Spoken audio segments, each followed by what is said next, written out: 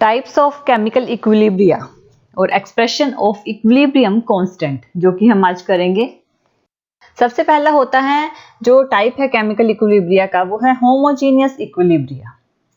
Homogeneous equilibria क्या होता है कि जब भी कोई इक्विलिब्रियम रिएक्शन होती है तो उस टाइम पे जो रिएक्टेंट होते हैं और प्रोडक्ट बनते हैं वो सारे सेम फेस में होते हैं। सेम फेस में यानी कि अगर वो गैस है तो गैसेस ही होंगे, और अगर वो लिक्विड है तो लिक्विड ही होंगे।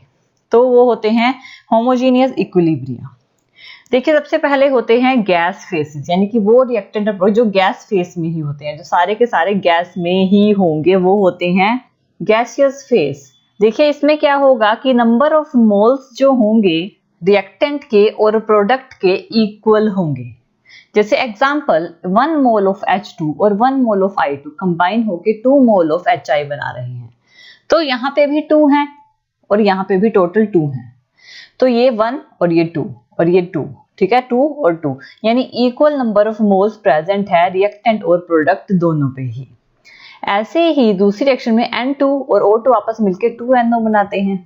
सारे गैस फेस में ही हैं, कोई भी लिक्विड में नहीं है। और जैसे ही अगर कंडीशन आती है ऐसे ही होमोजीनियस इक्विलिब्रियम में कि नंबर ऑफ मोल्स इक्वल नहीं होते, जिसमें नंबर ऑफ मोल्स प्रोडक्ट के और रिएक्टेंट के इक्वल नहीं होते हैं। जैसे कि example N2 1 mole of N2 3 mole of H2 के साथ कंबाइन होता है, तब 2NH3 बनाता है। तो यहाँ पे टोटल नंबर ऑफ मोल्स 3 और 1 4 हैं, जबकि यहाँ पर 2 है, यहाँ 4 है, यहाँ 2 है। नंबर ऑफ मोल्स इक्वल नहीं है, लेकिन है गैस फेस में ही। ऐसे ही 2SO2 1O2 के साथ मिलकर 2SO3 क्रिएट कर लेता है। और दूसरे होते हैं लिक्विड फेस में, तो गैस फेस में थे सारे। नेक्स्ट होते हैं लिक्विड फेस में, जो कि लिक्विड में होते हैं। लिक्विड फेस में यानी कि CH3COOH, CH3COOH जो कि एसिटिक एसिड है, ये कंबाइन होता है, लिक्विड फेस में है ये इथाइल अल्कोहल के साथ, ये भी लिक्विड फेस में है, कंबाइन होते हैं तो इथाइल एसीटेट बनाते हैं और प्लस H2O प्रोड्यूस करते हैं। तो ये लिक्विड फेस में हो गया।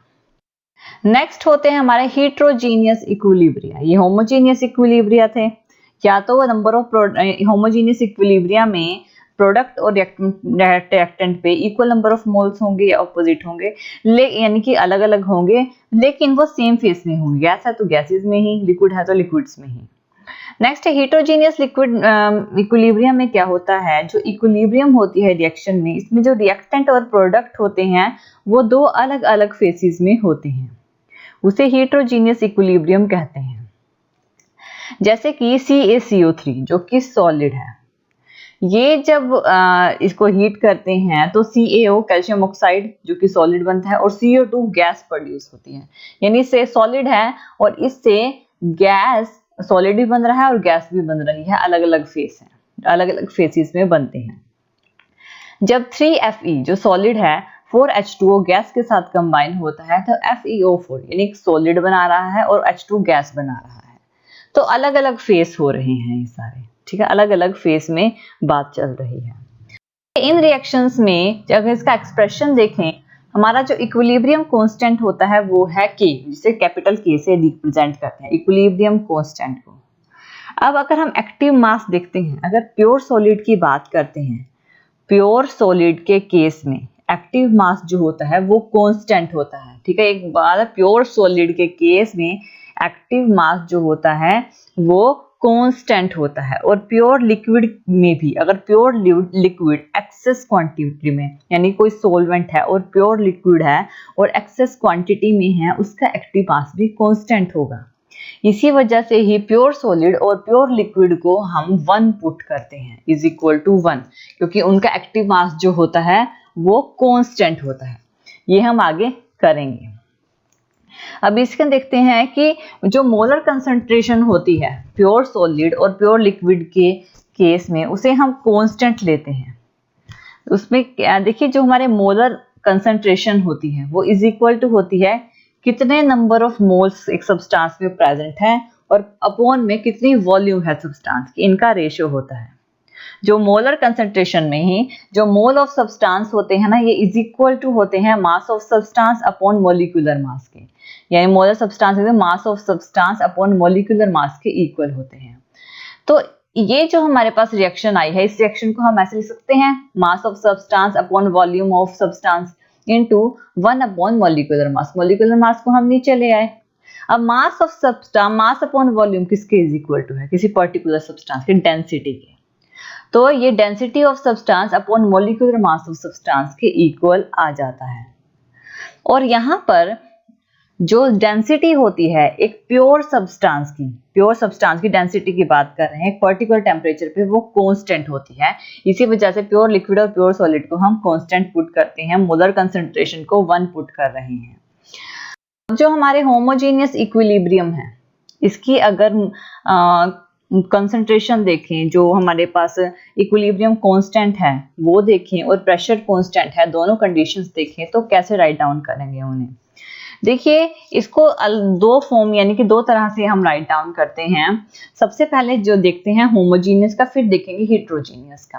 होमोजीनियस के एग्जांपल है, हमारे पास कोई रिएक्शन है कि H2 गैस I2 गैस के साथ कंबाइन हो रही है तो 2HI गैस प्रोड्यूस कर रही है।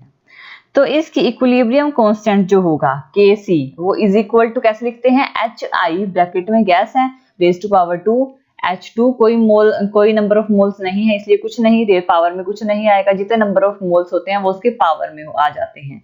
और I2 इसको हम ऐसे रिप्रेजेंट करेंगे। लेकिन अगर कांस्टेंट प्रेशर के केस में देखिए तो P लगाएंगे, प्रेशर P रिप्रेजेंट करता है कांस्टेंट प्रेशर को। P यहाँ 2 है तो P स्क्वायर आ जाएगा, HI P H2 upon P HI, यानी रिएक्टेंट अपॉन प्रोडक्ट के, प्रोडक्ट अपॉन रिएक्टेंट के रेशो में लिखेंगे हम इसे। दूसरे रिएक्शन के केस में N2 3H2 के साथ कंबाइन हो रहा है तो 2NH3 बना रहा है। तो Kc किसके इक्वल होगा, NH3 की स्क्वायर अपॉन N2H2 की क्यूब, इसके इक्वल होगा। और प्रेशर के लिए P square NH3 upon PN2 P cube NH2 के इक्वल होगा। ये क्या है, प्रेशर, जब कांस्टेंट प्रेशर के केस में है, इक्विलिब्रियम कांस्टेंट और कांस्टेंट प्रेशर केस में। और सभी रिएक्शन को आप अगर दोनों फॉर्म में लिखना चाहते हो तो इसी तरह से ही लिखोगे, चाहे कोई भी रिएक्शन आपके पास हो होमोजेनियस इक्विलिब्रियम में।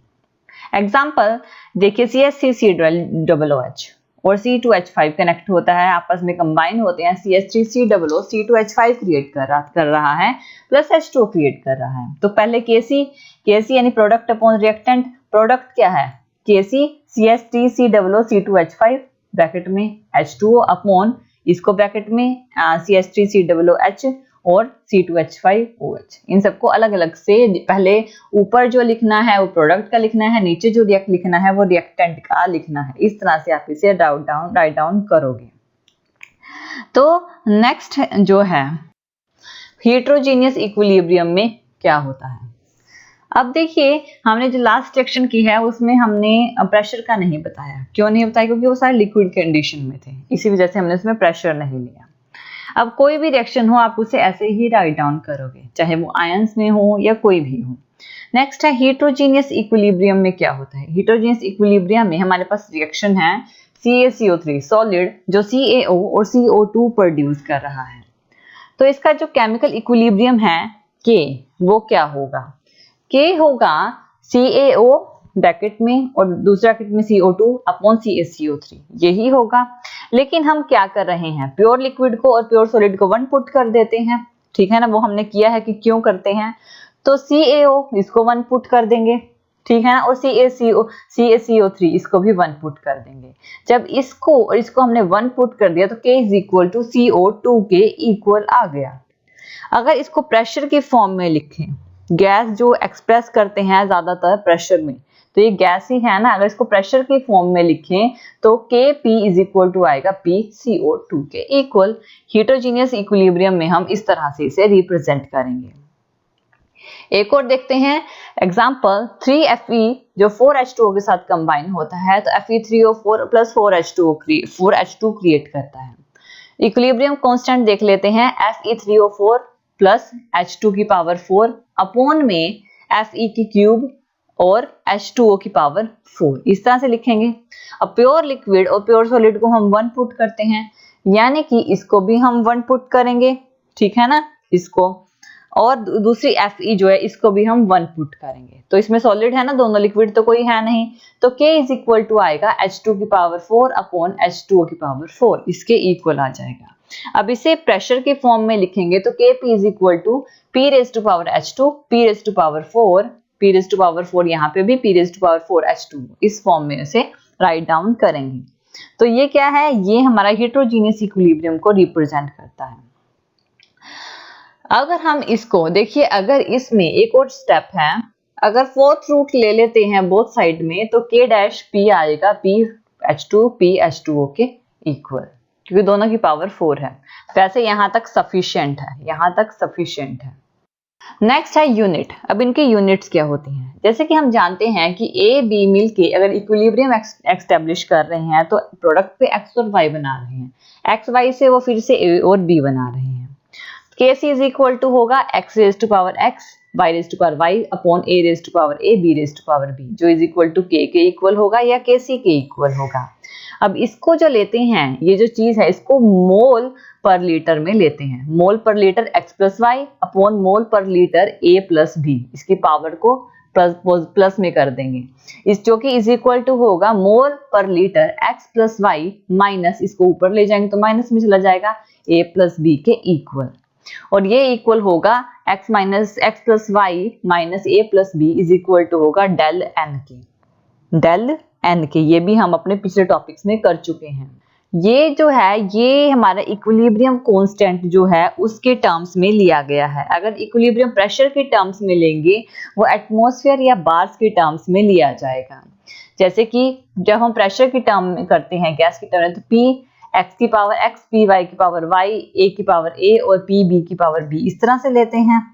तो इसको एटमॉस्फेयर जो होता है ना हमारा उसके टर्म्स में लेते हैं, एटमॉस्फेयर प्रेशर। तो ATM x plus Y upon ATM atmosphere a plus b, दोनों की पावर को प्लस कर देंगे, तो एटम और बार x plus Y minus a plus b के इक्वल आएगा, जिसको हम राइट डाउन करेंगे एटमॉस्फेयर डेल n के, ये डेल n के इक्वल है, और बार डेल n के, बार की पावर डेल n के इक्वल भी हम इसे पुट कर सकते हैं।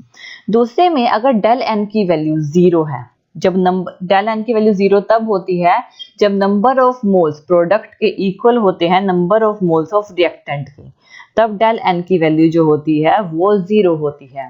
अब यहाँ पे H2 जो है, अगर एग्जाम्पल की H2 गैस मिलकर I2 के साथ 2HI गैस क्रिएट कर रही है, अब इन कंडीशंस में क्या हो रहा है, Kc और Kp की कोई भी यूनिट नहीं होगी, क्योंकि इसमें नंबर ऑफ मोल्स 1 1 2 है और इसमें भी 2 है, 2 और 2 इक्वल है, इसलिए डेल n की वैल्यू 0 होगी, इसलिए इसकी कोई यूनिट नहीं है। लेकिन दूसरे एग्जांपल में अगर N2 3H2 के साथ मिल रहा है तो 2NH3 क्रिएट कर रहा है, इसमें नंबर ऑफ मोल्स हैं 3 और 1 4 और इसमें है 2, तो यहाँ क्या हुआ, डेल n की वैल्यू क्या हो गई, 2 माइनस 1 प्लस 3, तो 2 minus 4 is equal to minus 2 आएगा, ठीक है।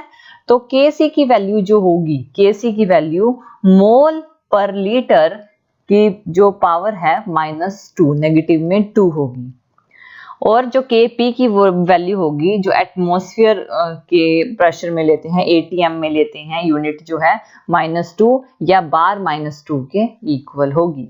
इस तरह से हम इसकी जो डेल n की वैल्यूज हैं उन्हें रिप्रेजेंट करते हैं। Thank you for watching this video. और ज़्यादा अपडेटिंग वीडियोस के लिए आप हमारे चैनल लर्न एंड ग्रो पर हमें सब्सक्राइब कर सकते हैं। Thank you.